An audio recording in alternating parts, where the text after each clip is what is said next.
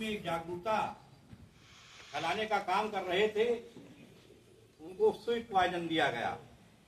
बहुत दवाइयां हुई लेकिन बचाया नहीं जा सका।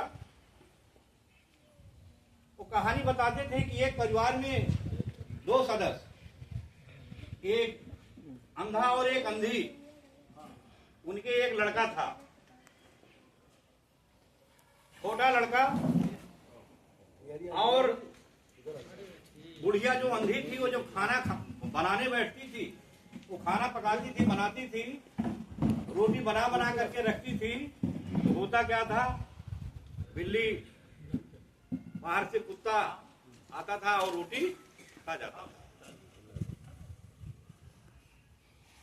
वो खाना बनाती और जब खाने का नंबर आता तो बुढ़िया और बुढ़वा, अंधिया और अंधा के हिस्से में कुछ नहीं। तो भाई कमला प्रसाद बागी जैसा कोई हृदय संगी व्यक्ति मिला और उसने एक उपाय बताया। उपाय क्या बताया? उसने कहा एक बांस का छोटा सा टुकड़ा ले लीजिए और चीर करके उसको 4 भाग में उसको फंटा बना दीजिए। बात करो शाम तक। और जब बुढ़िया खाना बनाने बैठे तो बुढ़े से कहा कि आप दरवाजे पर बैठ करके और उस फट्टे को पट पट दरवाजे पर बजाया कीजिए। तो बुढ़िया खाना बनाती थी और बुढ़ा बैठ करके दरवाजे पर वो डंडा पीटता था।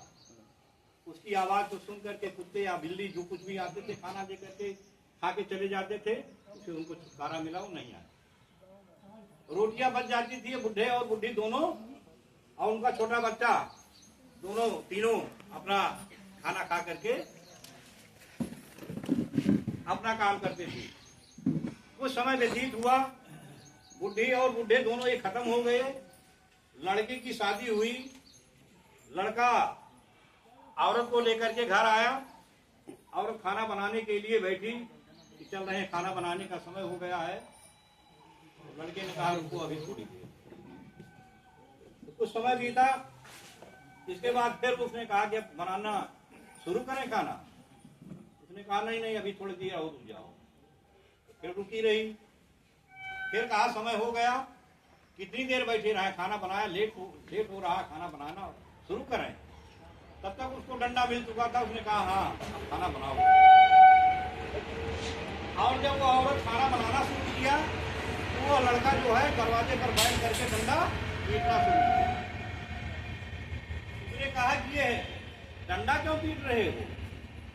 उसने कहा कि हमारे घर की परंपरा है।